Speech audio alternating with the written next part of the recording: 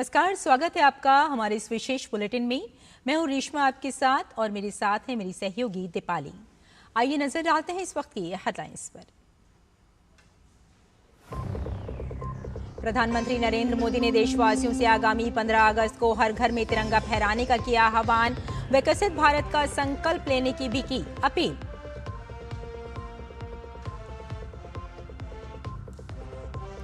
संसद में विपक्ष के हंगामे के बीच कई अहम विधेयक पारित। लोकसभा में केरल नाम परिवर्तन विधेयक और राष्ट्रीय सहकारी विकास निगम संशोधन विधेयक चर्चा के बिना पास। संसद में विपक्ष के हंगामे पर भाजपा का कांग्रेस पर हमला। सुधांशु त्रिवेदी ने कहा, गृह मंत्री सदन में बयान देने को तैयार, तो फिर क्यों भाग रहा है विपक्ष। झारखंड में छात्रों के मामले पर राहुल गांधी पर लगाया दोहरे रवैया अपनाने का आरोप। झारखंड में छात्रों पर हुए लाठीचार्ज के विरोध में प्रदेश भर में बीजेपी का बंद। रांची समेत कई जिलों में पार्टी कार्यकर्ता सड़कों पर उतरे। छात्रों के खिलाफ पुलिस की बर्बर कार्रवाई पर सोरेन सरकार निशाने पर। भारत ने पीओके में मानवाधिकार हनन पर जताई चिंता। लगातार हिंसा और मौतों पर अंतर्राष्ट्रीय समुदाय से दखल देने की मांग। विदेश मंत्रालय की पाकिस्तान की जवाबदेही तय करने की मांग।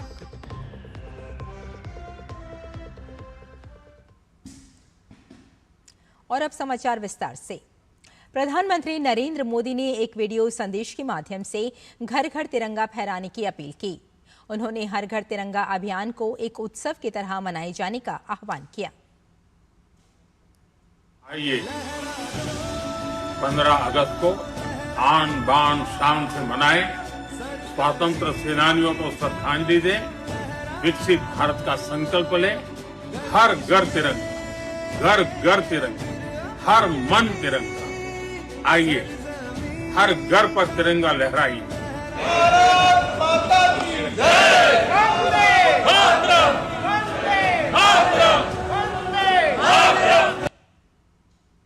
और लोकसभा ने आज 2 बिल पारित हुए।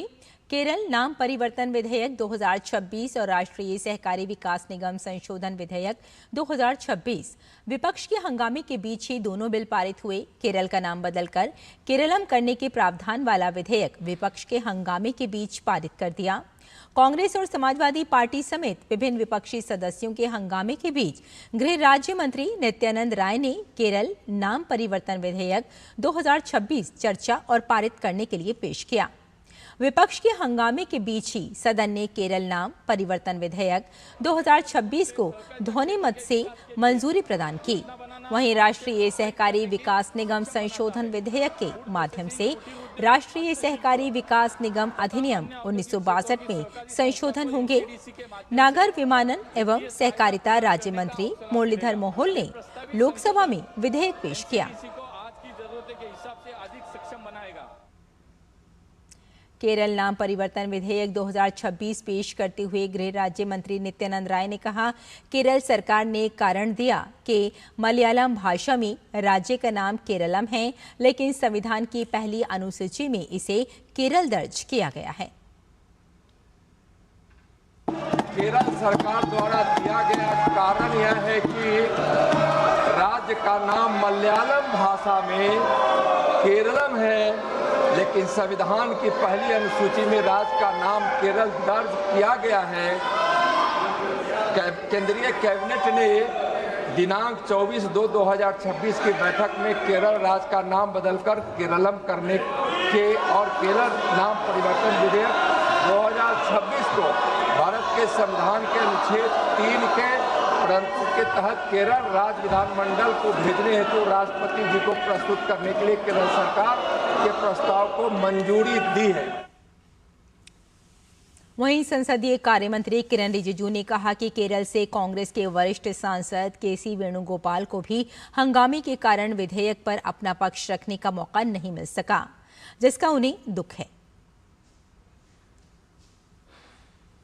जो दुख है, केसी वेणुगोपाल जी भी इसमें अपना मत रखने के लिए मौका नहीं मिला, क्योंकि हम लोग सब तैयार थे, गृह मंत्री जी तैयार है, छात्र का आंदोलन को लेकर के पूरा चर्चा और जवाब के लिए सरकार रेडी है, लेकिन कांग्रेस साथ नहीं दे रहे हैं, चर्चा से भाग रहे हैं। इसलिए मुझे ये कहना पड़ा कि केरला बहुत महत्वपूर्ण राज्य है, बहुत खूबसूरत राज्य है। इसका नाम, पुराने नाम केरलम रखते हुए आज जो बिल पारित किया उसमें वेणुगोपाल जी नहीं बोल पाया। वहीं नागर विमानन एवं सहकारिता राज्य मंत्री मुरलीधर मोहोल ने सदन में बताया कि ये विधेयक राष्ट्रीय सहकारी विकास निगम अधिनियम 1962 में और संशोधन करने का प्रस्ताव करता है। इस बिल का मुख्य उद्देश्य माननीय सभापति महोदय एनसीडीसी के मैंडेट को व्यापक रूप से सहकारिता क्षेत्र के विकास के लिए योजना बनाना और उसे प्रोत्साहित करने की सक्षम बनाता है।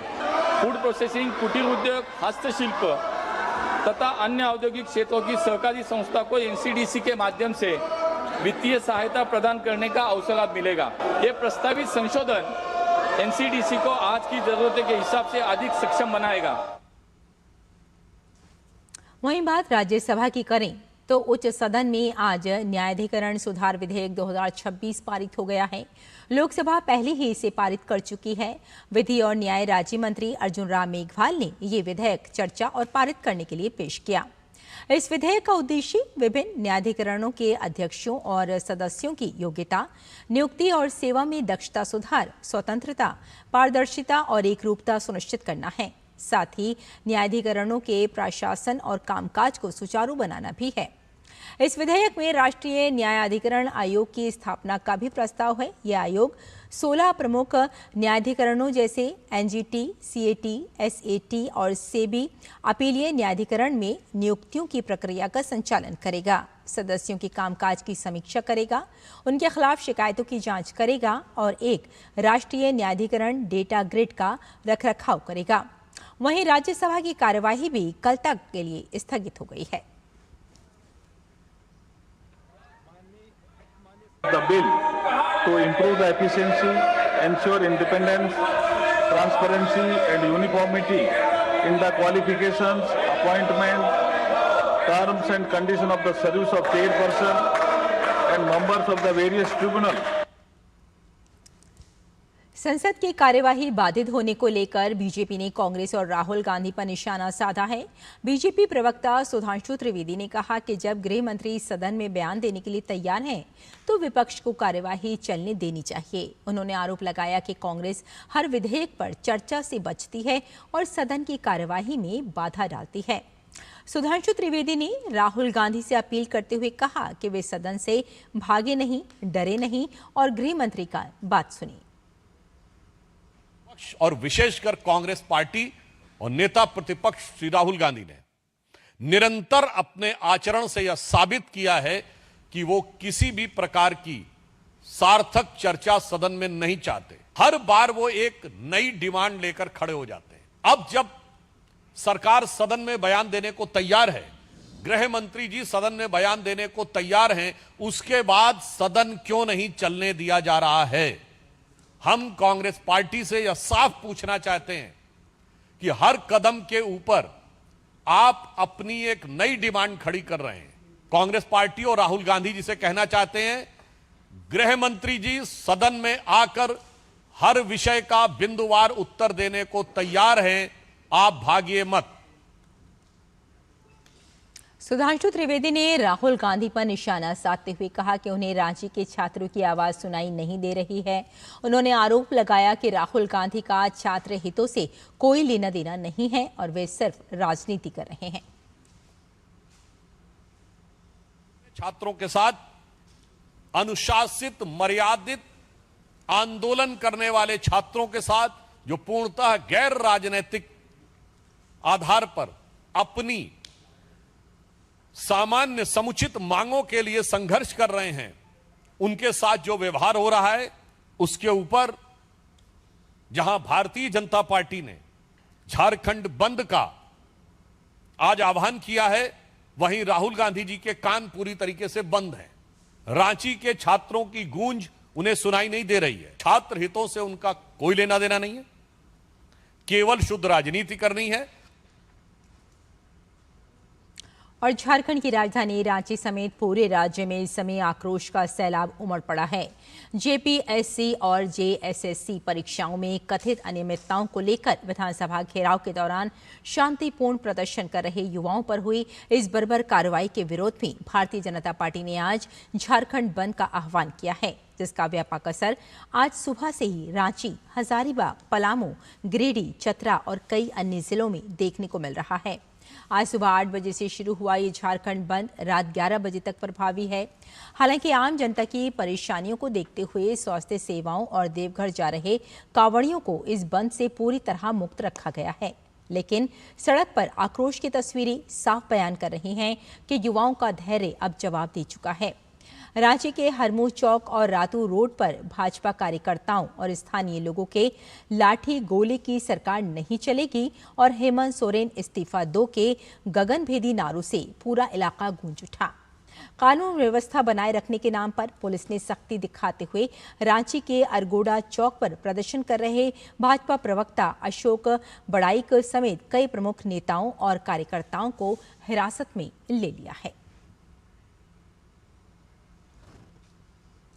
भारत की पहली बुलेट ट्रेन अब अपने पावरिंग सिस्टम के निर्माण के अहम चरण में पहुंच गई है। रेल मंत्री अश्विनी वैष्णव ने 508 किलोमीटर लंबे Mumbai Ahmedabad high speed rail corridor पर तेजी से आगे बढ़ रहे इलेक्ट्रिफिकेशन वर्क्स का वीडियो साझा किया।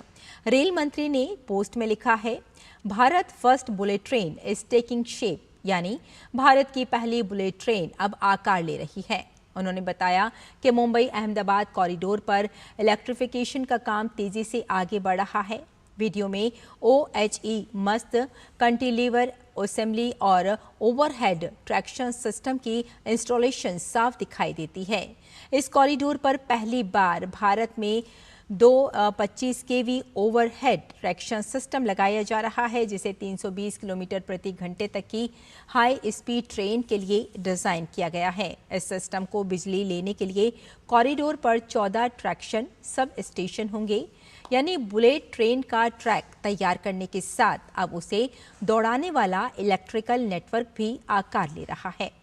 मुंबई अहमदाबाद कॉरिडोर में 12 स्टेशन प्रस्तावित हैं और परियोजना पर जापान की तकनीकी और वित्तीय सहायता से काम हो रहा है। सरकार ने पहले चरण में बुलेट ट्रेन सेवा शुरू करने का लक्ष्य 2027 रखा है। और किफायती आवास सुधारों को लेकर नई दिल्ली के विज्ञान भवन में आयोजित राष्ट्रीय सम्मेलन में नीति आयोग के सदस्य राजीव गौबा, आवासन और शहरी कार्य मंत्रालय के सचिव सत्येंद्र सिंह कुलदीप नारायण मौजूद रहे। कार्यक्रम को संबोधित करते हुए आवासन और शहरी कार्य मंत्रालय के सचिव ने कहा कि किफायती आवास आज की बड़ी जरूरत बन चुका है।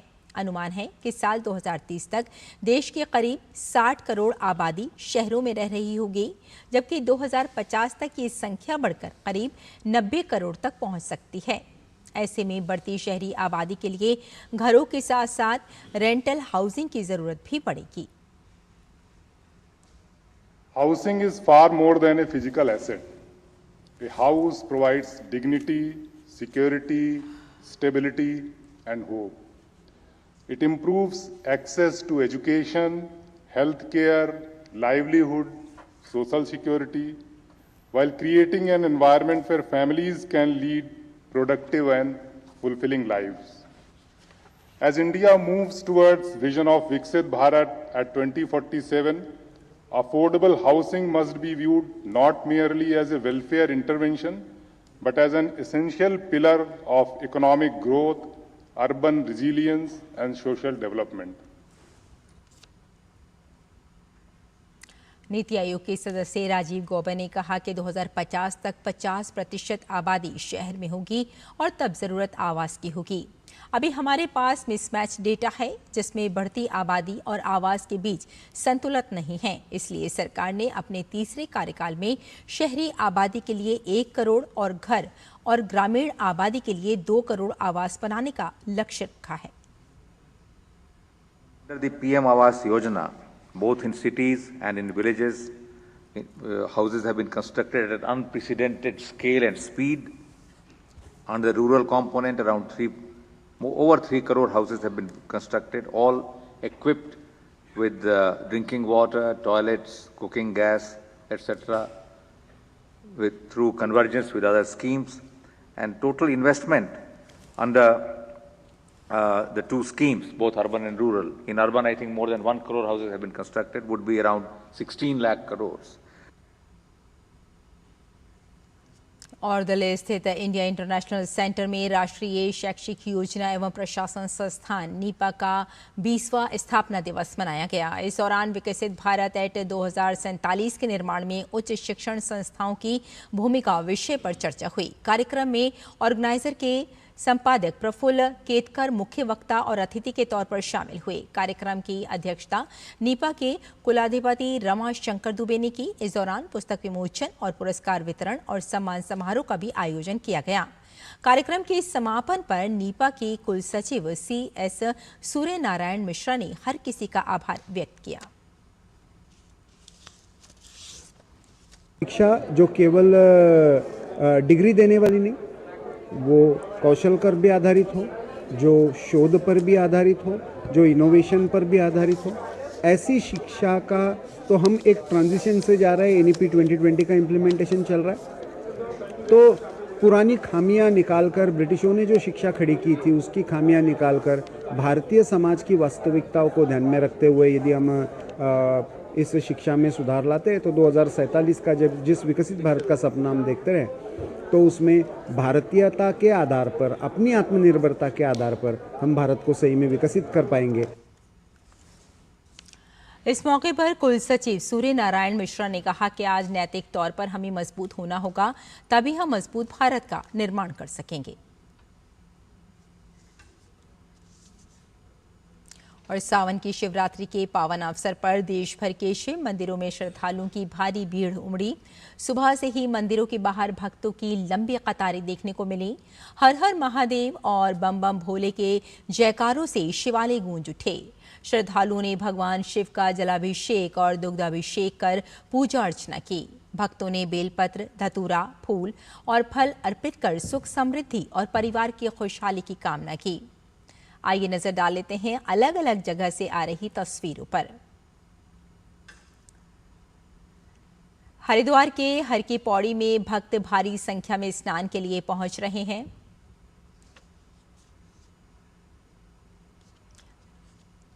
तो हर हर महादेव के जयकारों के साथ गूंज रहे हैं मंदिर।